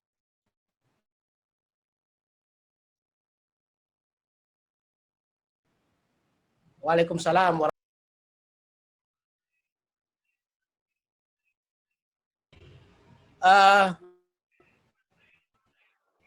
Yang perlu kita pahami saat ini adalah kita harus menyadari bahwa dalam kehidupan bermasyarakat,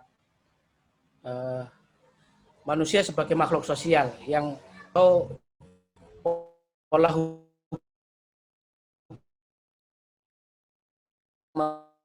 manusia dengan manusia yang lain itu pasti akan terjadi perbedaan. Itu jelas gitu ya. Jadi secara sunatullahnya itu begitu. Jadi kita harus memahami bahwa memang antara satu orang dengan orang yang lain itu ada perbedaan pendapat, ada perbedaan pandangan. Itu sunatullah. Hal yang wajar, hal yang sangat mungkin terjadi gitu ya. Nggak bisa kita semua bareng-bareng sama, nggak bisa. Artinya ini perlu dipahami, perlu disadari oleh kita sebagai pengurus masjid gitu ya, agar kita nggak gampang emosional kan begitu ya. Nah, jadi yang penting adalah apa? Yang penting adalah masing-masing pihak itu bisa memahami perbedaan-perbedaan itu. Gitu ya. Ya. Nah, Ustadz, ini saya sudah mengalah berkali-kali Ustadz, gitu. Tapi nggak ngerti juga itu misalkan pengurus yang lain gitu ya. Ya, di beberapa tempat memang saya menjumpai beberapa konflik di masjid ya. Apakah yayasan dengan pengurus masjidnya pakai antar pengurus yayasan, bisa jamaah dengan pengurusnya, atau bahkan jamaah dengan jamaah itu sendiri. Itu sudah menjadi hal yang lumrah gitu ya. Nah, saran saya begini. Rasulullah SAW itu pernah memberikan tips kepada kita, memberikan nasihat kepada kita.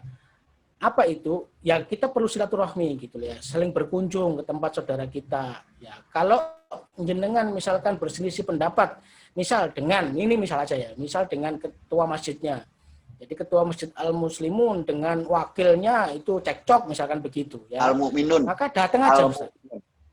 Masjid Al-Mu'minun. Ya, Al-Mu'minun.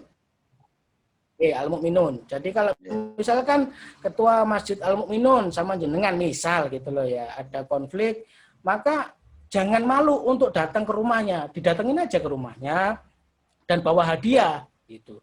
Karena Rasulullah mengatakan begini, salinglah kalian itu memberi hadiah, maka akan timbul rasa kasih sayang di antara kalian, kan begitu. Jadi artinya begini, kalau kita itu sering berkunjung ke rumah saudara kita, kemudian kita saling ngasih hadiah gitu, insya Allah akan muncul kasih sayang gitu, akan muncul ikatan batin ya, apakah menghargai, apakah menghormati, ataukah bagaimana, ini akan tumbuh rasa kasih sayang di dalam hatinya dia karena hadiah yang kita berikan tadi itu. Gitu. Itu Rasulullah mengatakan di dalam hadisnya itu begitu. Makanya kita terbiasa untuk memberikan hadiah gitu ya.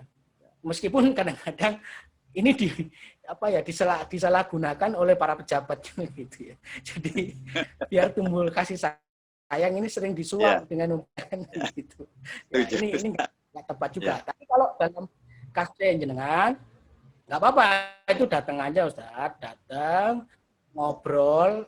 Karena kadang-kadang kalau jarang ketemu, jarang ngobrol itu sering berbeda pendapat. Tapi kalau sering ngobrol, sering ketemu, ngopi bareng, mungkin begitu ya.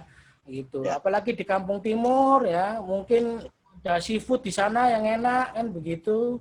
Nah, itu sambil makan bareng, sambil ngopi bareng, kasih hadiah atau apa, insya Allah akan muncul rasa kasih sayang di antara di sesama itu. Nah, baru nanti kemudian diatur bareng-bareng. Nah, bagaimana nih Pak enaknya?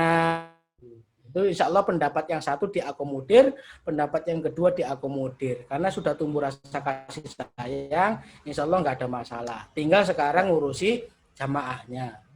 Ya. Ustaz, itu di wifi di masjid kita nggak ada, tapi di sebelah ada. Gitu kan. Ya, ada berapa rumah gitu, Ustaz, dari masjid itu warung, nah warung itu ada wifi-nya. Ya.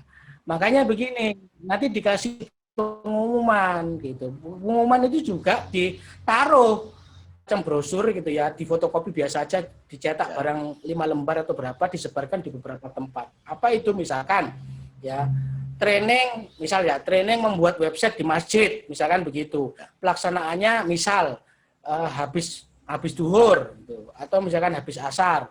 Sehingga mereka datang ke sana kalau mereka pengen bisa website, misalkan training website. Kalau misalkan mereka pengen punya channel YouTube, ya misalkan training membuat channel YouTube, misalkan begitu.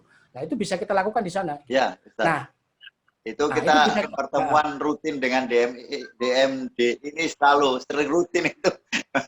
Cuman kita kan namanya pengurus juga harus berbicara dengan pengurus lainnya masalah biaya dan sebagainya. Saya juga sangat malu kadang-kadang. Saya benar-benar saya bersyukur dengan DMD ini selalu nggak bosan-bosan terus saja.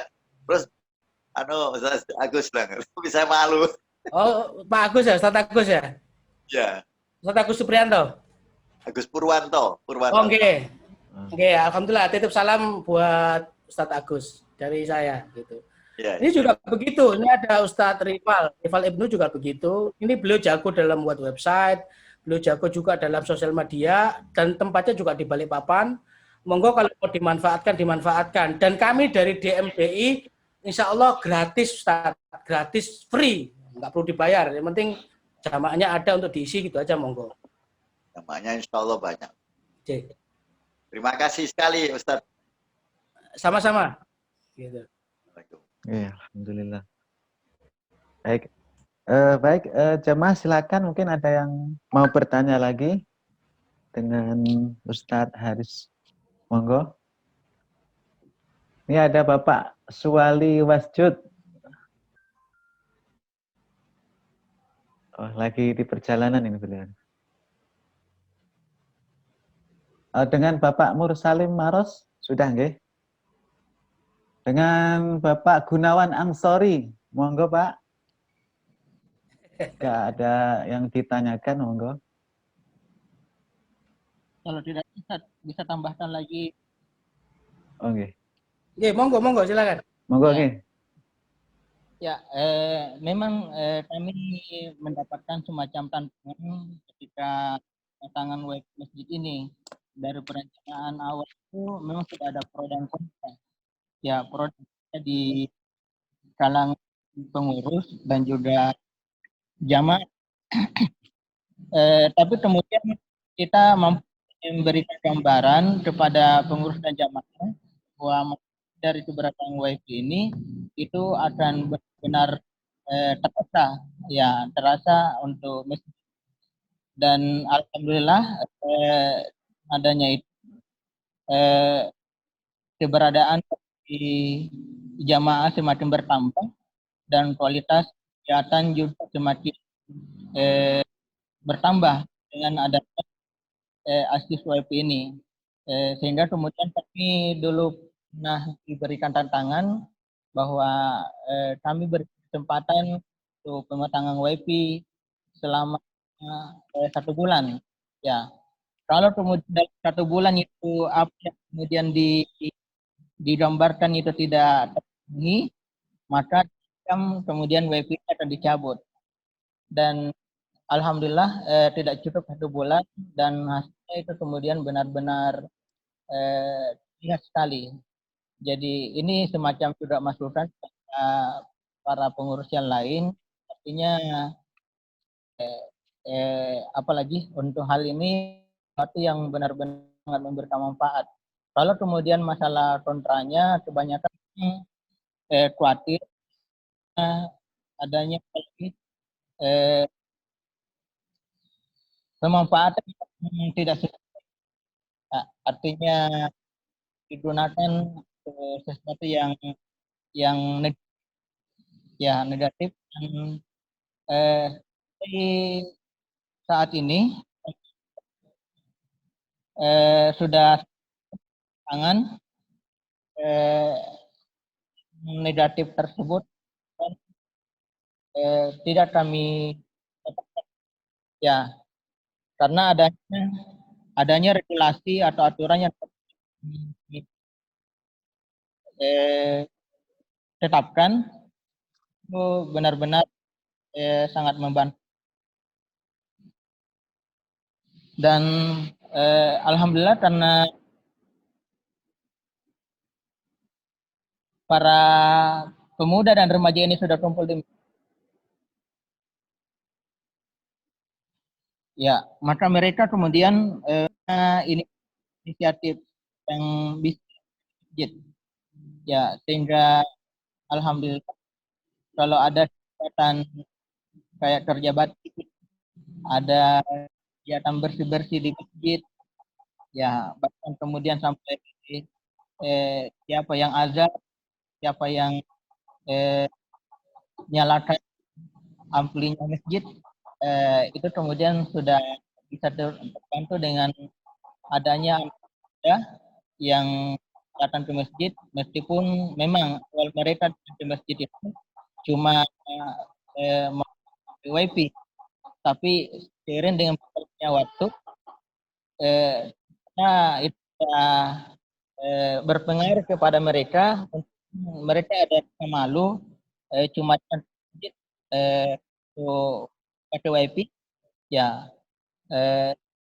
dan ada memang yang kami dapat yang awalnya datang ke masjid cuma pakai WiFi, pas lagi giliran dia masuk sholat berjamaah ternyata dia pulang.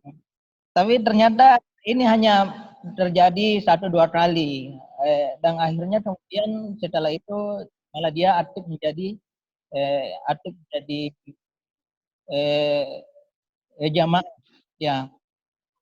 tapi menyisakan lagi masalah baru karena saking ramai sehingga anak-anak juga banyak datang, dan anak itu kurang bisa diatur, mungkin pesanannya ribut, ya bagi jamaah lain mungkin ada terganggu. Ya. Tapi seperti yang dikatakan tadi, itu bisa selesai dengan ada silaturahmi, bisa dibicarakan di pengurus masjid bahwa kita ini butuh generasi pelanjut. Kalau anak kita sekarang ke masjid, ya kita tidak bisa bayangkan bagaimana kemudian masjid kita ke depannya kalau dari sekarang anak-anak itu kemudian lari ke tempat lain, larinya ke warkop, larinya ke kafe. Tapi kalau dari sekarang mereka hadir ke masjid, insya Allah tinggal diarahkan, itu akan benar-benar terasa untuk keadaan masjid kita. Yang mungkin itu tambahannya, Ustaz. Makasih. Benar-benar bermanfaat untuk pertemuan kali ini. Ya. Terima kasih banyak Ustaz, luar biasa tambahannya, mantap. Baik, Ge, silakan yang lain. Mungkin dari Bapak Gunawan Angsori. Monggo. Atau Bapak Azhar Bahrul Ulum. Monggo.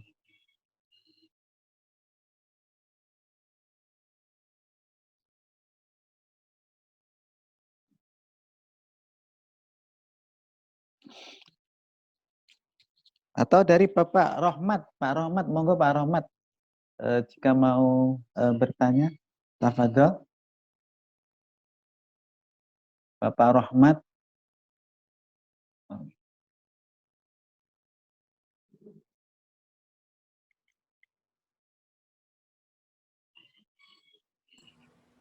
Ya, memang kalau terkait dengan tadi yang disampaikan Ustadz Muslim gitu ya.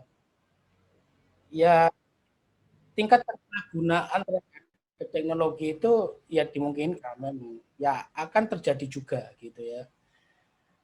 Jangankan di masjid, di warung kopi aja itu namanya password wifi itu setiap hari berubah itu.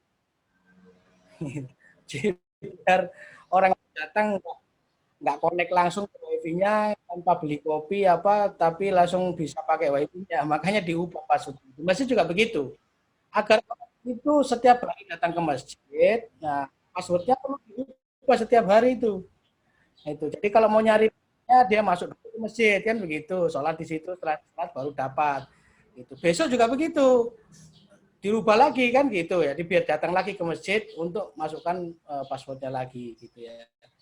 Sebenarnya beginilah. Dulu kalau kita di tengah jalan, di perjalanan kan sulit sekali tuh untuk mendapatkan, mohon maaf ya, tempat seperti toilet apa segala macam gitu ya. Kalau kita di perjalanan, kemudian di tengah jalan itu kita pengen masuk ke toilet, kepala kita tuh cuma satu isinya, masjid, ya begitu. Ya. Padahal sebenarnya masjid itu bukan tempat untuk buang air atau buang air kecil, tapi tempat untuk beribadah sebenarnya gitu ya. Tapi memang itulah fasilitas yang diberikan oleh masjid, dan dari situlah orang itu juga akan terpaut hatinya dengan masjid begitu. Ya nggak apa-apa, itu sebagian dari uslub wasilah untuk mendatangkan orang datang ke sana. Toh itu juga tempat umum, nggak ada masalah gitu ya. Kadang-kadang juga begini, orang menjelang duhur merasakan sakit perut segala macam, ya sekalian datang ke toilet, sekalian untuk sholat di situ juga gitu ya. Artinya ya jamaah itu bertambah juga gitu. Nah sama wifi juga begitu.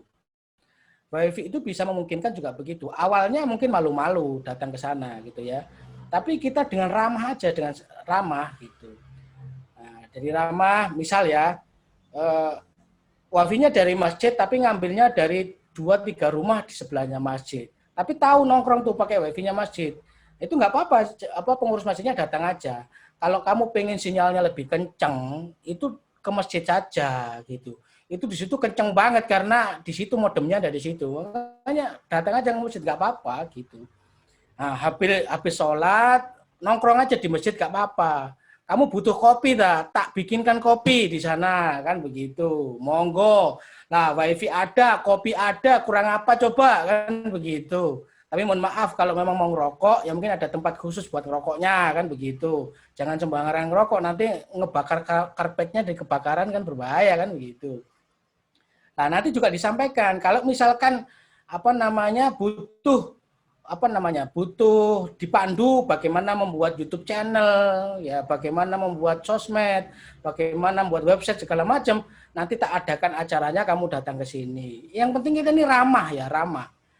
Karena kadang-kadang ada masjid itu yang nggak ramah dengan jamaahnya. Contoh misalkan anak kecil-kecil itu ya, anak kecil-kecil, ya namanya anak kecil kan gitu ya. Datang ke masjid itu domelin sama pengurus yang, kalau udah sudah pulang kamu, sudah di rumah aja kan begitu. Ini kadang-kadang kan membuat anak kecil itu jadinya, wah masjid itu bukan tempat yang menyenangkan buat mereka. Akhirnya kaki mereka nggak terbiasa untuk ke masjid gitu begitu. Tapi kalau di masjid itu tempat yang menyenangkan, ya tinggal diarahkan saja kan begitu ya.